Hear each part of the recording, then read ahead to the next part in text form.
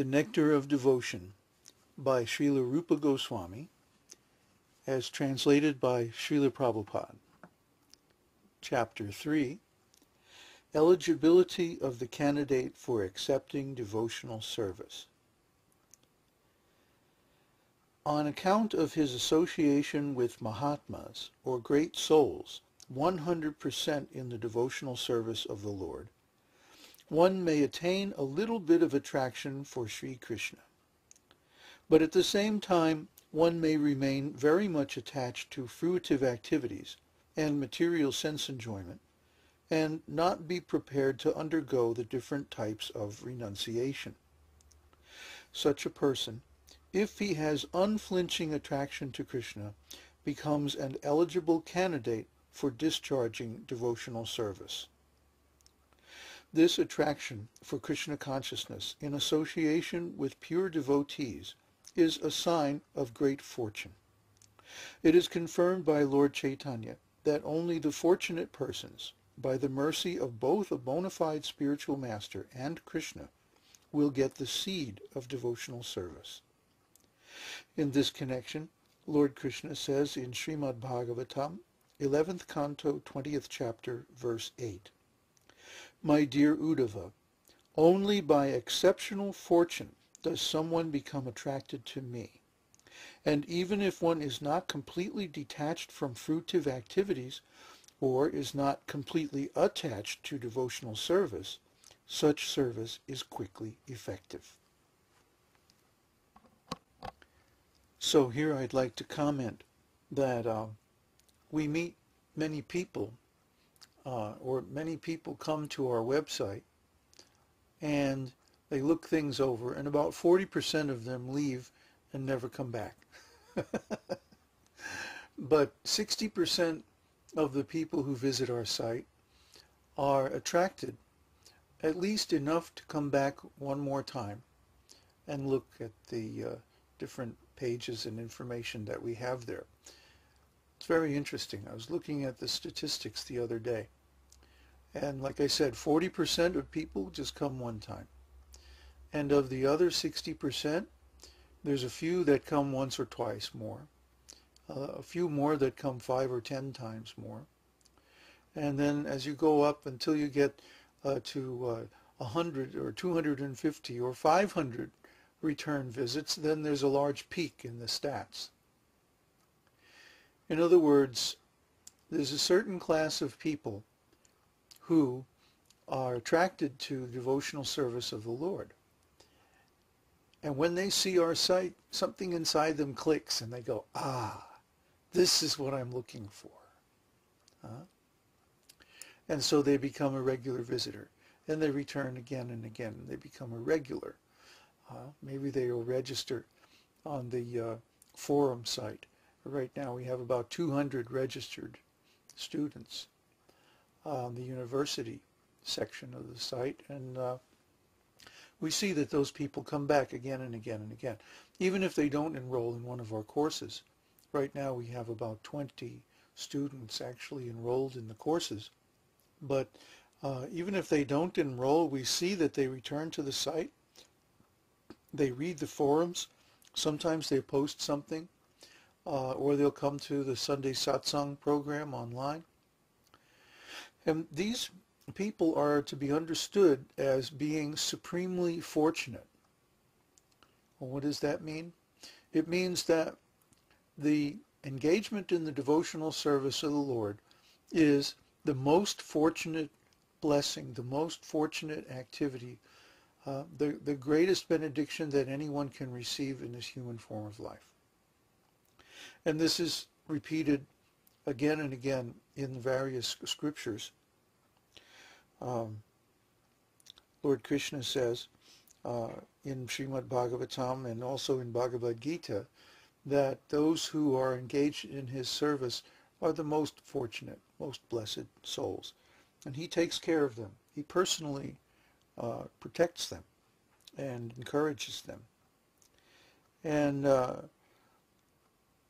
if someone gets the mercy of a pure devotee, a pure devotee is a person who has been accepted by Krishna who has seen Krishna in his original spiritual form, and who has also been blessed by a spiritual master himself in the lineage of Krishna.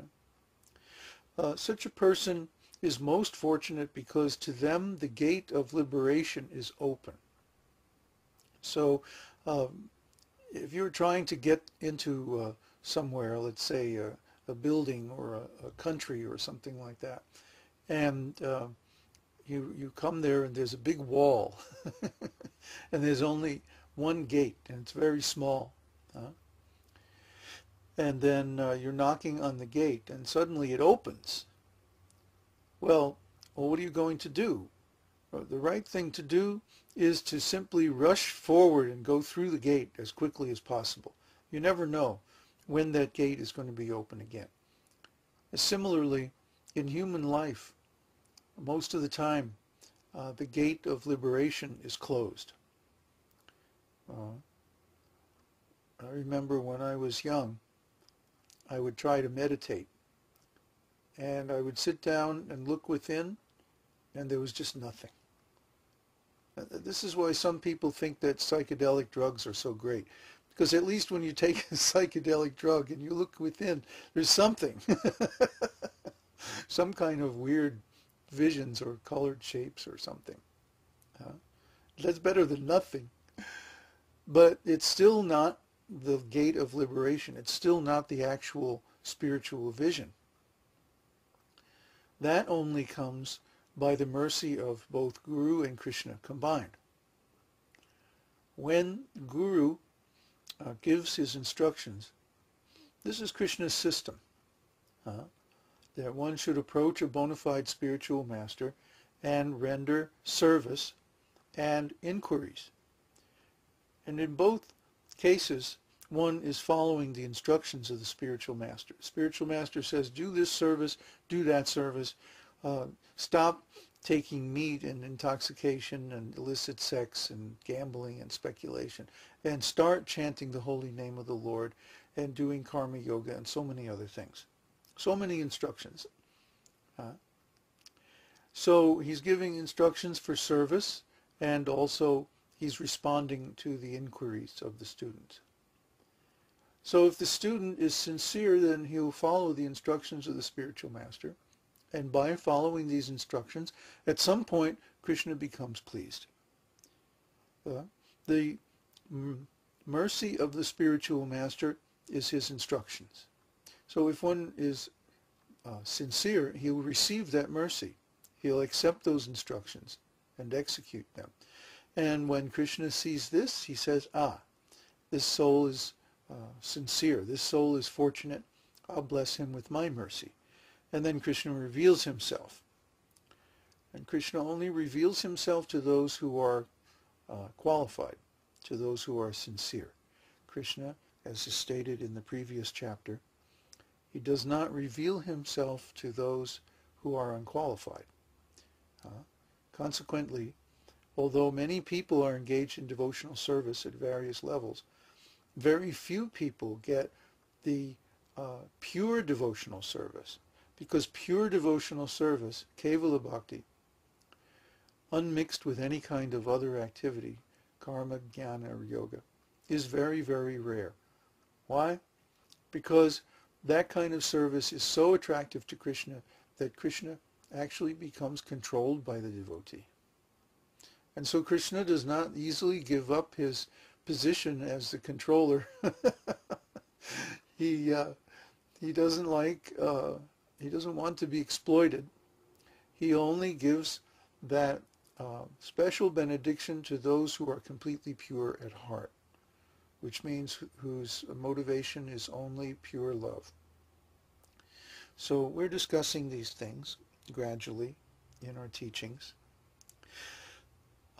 So therefore, if one wants the ultimate benediction of life, he should follow Krishna's system. He should follow Krishna's instruction. He should find a bona fide spiritual master and surrender to him, execute his instructions, and do service and so many other things. And in that way he can go back to Godhead by pleasing Krishna. So this candidate determines his eligibility by his ability to execute the instructions of the spiritual master and follow Krishna's system, pass Krishna's test, and show his sincerity in that way. So now to continue.